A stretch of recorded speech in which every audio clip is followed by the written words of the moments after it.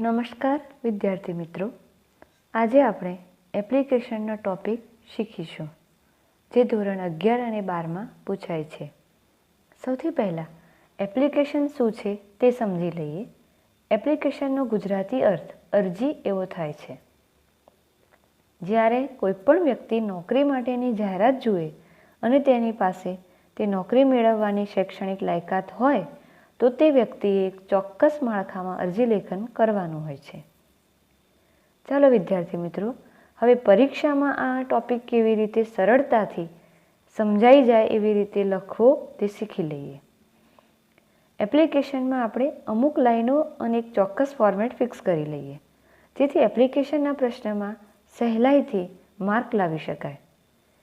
વિદ્યાર્થી મિત્રો, આજે આપણે પરીક્ષામાં કેવી રીતે એપ્લિકેશન પૂછાય છે અને તેનો જવાબ કેવી રીતે લખવો ચોક્કસ ફોર્મેટમાં તે જ સમજવાનું છે. અહીંયા આપ જોઈ શકો છો કે આ જે 3 લાઈન આડી આપેલી છે, Mayurdhwaj and Champawat, Ankur society, station road, Surat, writes and application for the post of an English teacher to the principal Shri K N. Shah high school, Modasa. આ જ રીતે પરીક્ષામાં પણ કોઈ 2 એડ્રેસ અને એક પોસ્ટ આપેલી હશે. તેના પરથી નીચે બતાવ્યું છે તે પ્રમાણે ફોર્મેટિંગ આપણે જાતે કરવાનું રહેશે. તો હવે આપણે એપ્લિકેશન લખવાની શરૂઆત કરીએ. એપ્લિકેશન લખતી વખતે ખાસ 2 મુદ્દા ધ્યાનમાં રાખવાના છે, જેમાં પહેલો છે એપ્લિકેશન હંમેશા પેજની ડાબી બાજુએથી જ લખવાની શરૂઆત કરીશું અને પેજની જમણી બાજુએ જ પૂર્ણ કરીશું. બીજો મુદ્દો છે એપ્લિકેશન લખતી વખતે પૂર્ણવિરામ, અલ્પવિરામ જેવા વિરામ ચિહ્નોનો યોગ્ય અને ચોક્કસ ઉપયોગ થયેલો હોવો જ જોઈએ. હવે આપણે એપ્લિકેશન લખવાની શરૂઆત કરીશું.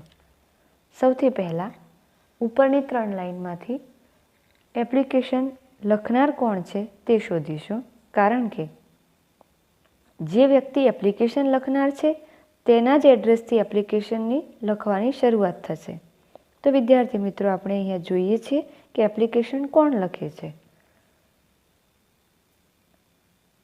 અહીંયા આપેલું જ છે Mayurdhwaj and Champawat, Ankur society, station road, Surat, writes and application. Means Mayurdhwaj and Champawat લખનાર છે.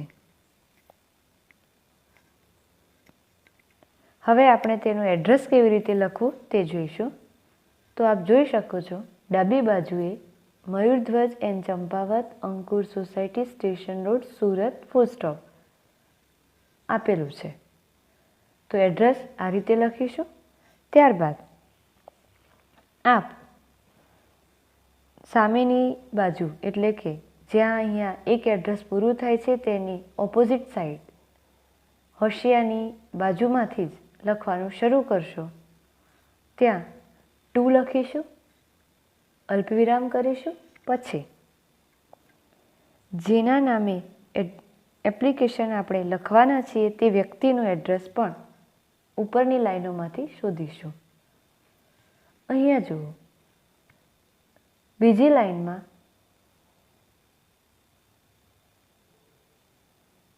Post of an English teacher છે, જે આપણને ખબર જ છે કે કોઈનું એડ્રેસ નથી. તો પછી આગળ to the principal Shri K N. Shah Modasa high school, Modasa આપણને દેખાય જ છે. તો એનો મતલબ આપણે સમજી જઈશું કે આ જેના નામે મોકલવાની છે તે વ્યક્તિનું એડ્રેસ છે.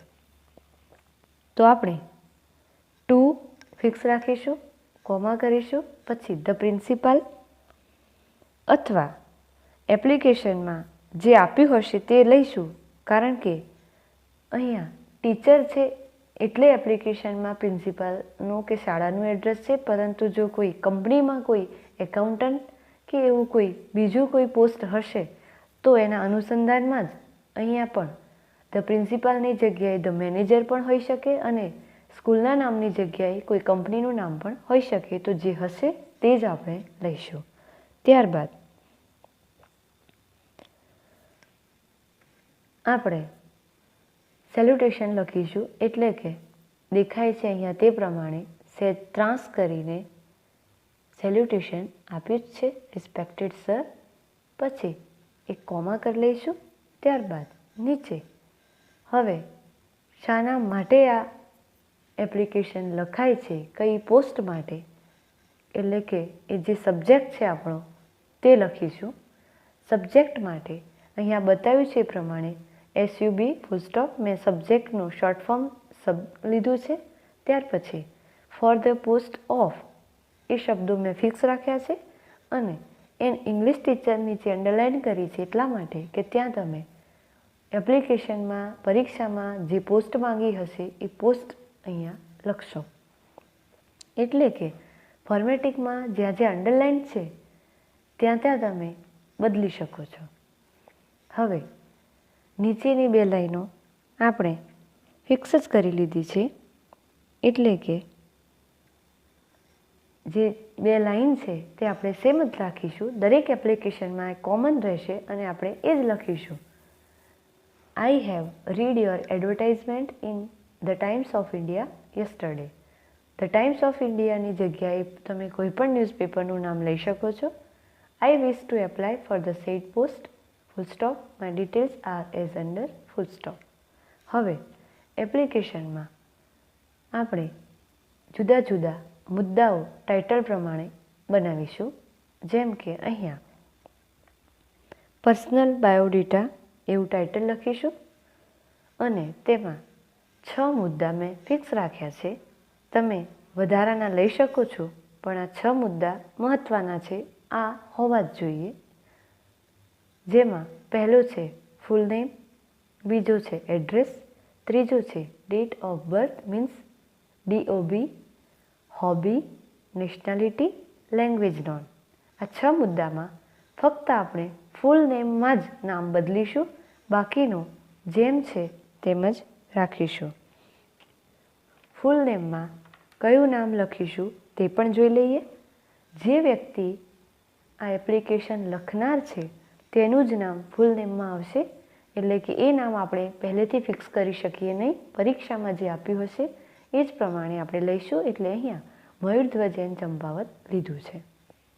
બાકીનું એઝ એબો એટલે ઉપર મુજબ. ડેટ ઓફ બર્થમાં 29/1/1983 લખ્યું છે. તેની પાછળનું પણ એક રીઝન છે કે જો વ્યક્તિ 1983માં બોર્ન થયેલી હોય, જન્મેલી હોય, તો સ્વાભાવિક છે કે તે નીચેના ટોપિકમાં જ્યારે આપણે એજ્યુકેશનલ ક્વોલિફિકેશન લખીશું ત્યારે એ વ્યક્તિને 12મું ધોરણ કયા વર્ષે પાસ કર્યું છે તે લખવું પડશે. તો 1983 ડેટ ઓફ બર્થ રાખીએ તો આપણને એક રાઉન્ડ ફિગર આંકડો મળે, એટલે આપણે અહીંયા 1983 રાખ્યું છે. આગળ જતાં હું તમને એ રાઉન્ડ ફિગર આંકડો કયો છે એ પણ સમજાવી દઉં છું. ત્યારબાદ હોબી. હોબીમાં પણ આપણે રીડિંગ અને રાઇટિંગ રાખ્યું છે. નેશનાલિટીમાં ઇન્ડિયન, લેંગ્વેજ નોનમાં ઇંગ્લિશ, હિન્દી, ગુજરાતી. આ બધું જ ફિક્સ રાખીશું, ફક્ત ફૂલ નેમ બદલીશું. એટલે કે તમામ એપ્લિકેશનમાં એડ્રેસથી લેંગ્વેજ નોન સુધીનું ફોર્મેટિંગ સેમ જ ફિક્સ જ રહેશે. ત્યારબાદ એજ્યુકેશનલ ક્વોલિફિકેશન બતાવીશું. આ સૌથી અગત્યનો મુદ્દો છે, કારણ કે આખી એપ્લિકેશન આ ઉપર ડિપેન્ડ છે. એજ્યુકેશન ક્વોલિફિકેશનનો કોઠો આપણે સિમ્પલી બનાવીએ છીએ. એજ્યુકેશન ક્વોલિફિકેશનના કોઠામાં આપણે 5 કોલમ રાખીએ છીએ: number, degree, board, university, percentage, year. હવે નંબરમાં 1 નંબરમાં HSC એટલે 12મું ધોરણ ફિક્સ કરી રાખીએ છીએ, જે દરેક એપ્લિકેશનમાં લખીશું.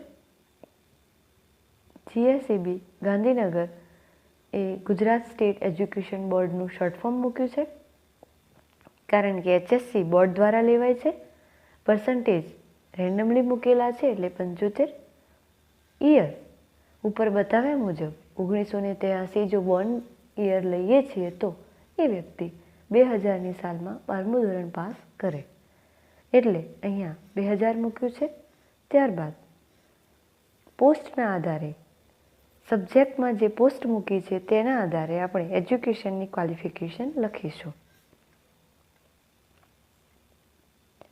હવે ઇંગ્લિશ ટીચરની પોસ્ટ માટે વ્યક્તિની શૈક્ષણિક લાયકાત શું હોઈ શકે તે આપણે સમજી લઈએ. ઉદાહરણ તરીકે અહીંયા ભાષાનો શિક્ષક માંગ્યો છે, તો તે આર્ટ્સ સાથે ગ્રેજ્યુએટ થયેલો હશે.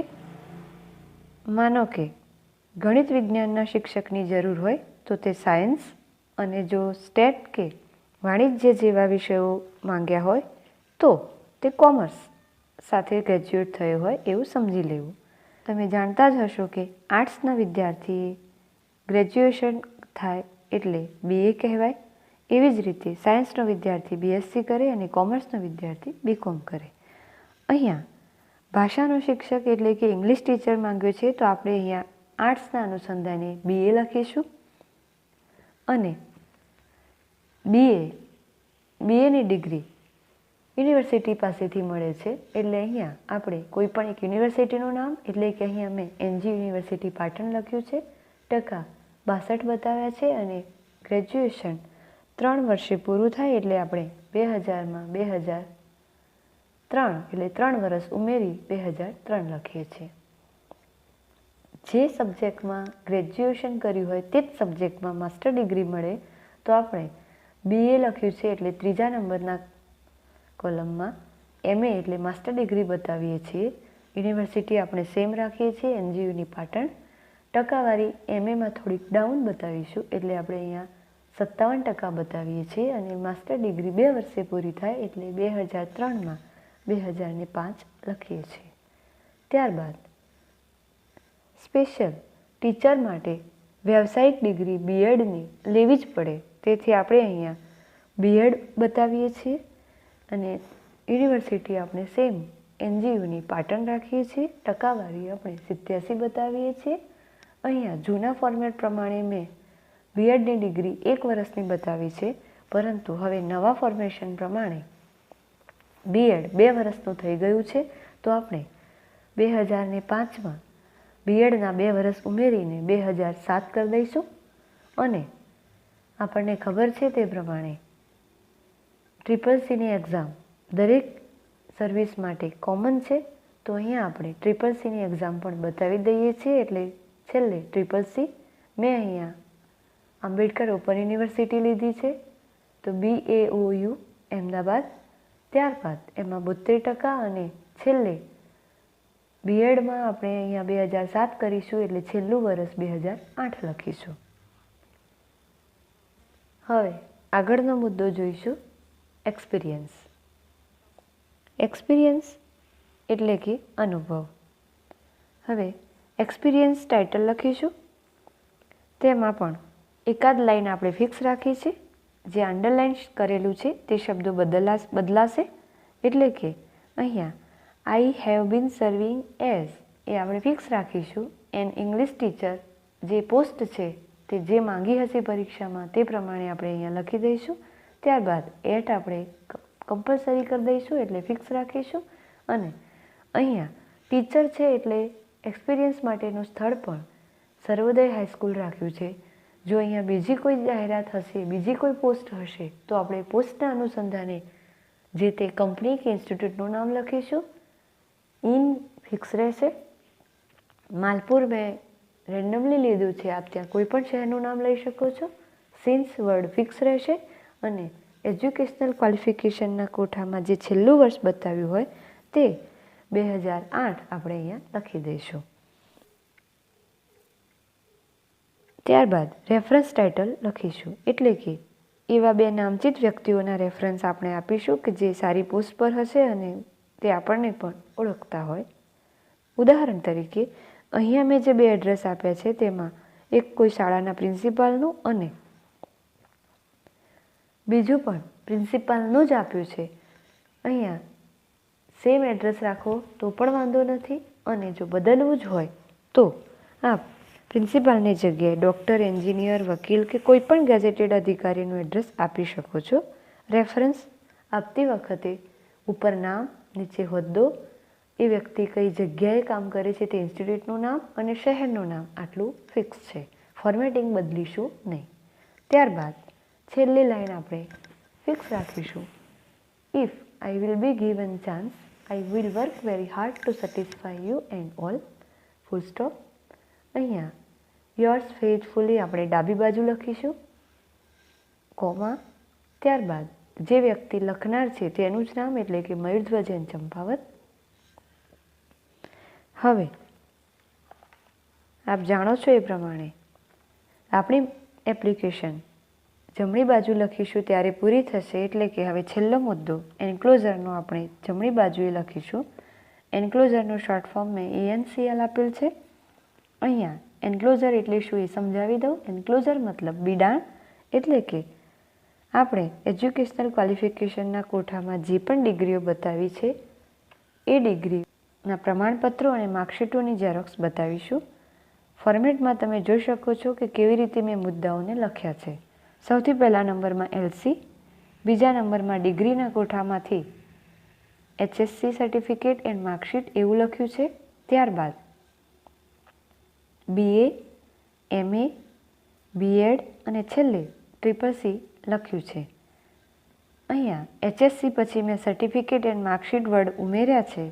હવે દર વખતે લખવાની જરૂર નથી, એટલે આપણે ત્યાં પંક્ચ્યુએશન મૂકી શકીએ છીએ. એટલે કે આપણે આ પ્રકારના પંક્ચ્યુએશન કરી દઈશું. વિદ્યાર્થી મિત્રો, અહીં આપણા એપ્લિકેશનનો મુદ્દો પૂર્ણ થાય છે. મને આશા છે કે આપ સૌને આ ટૉપિક એકદમ સરળ રીતે સમજાઈ ગયો હશે. Thanks to all.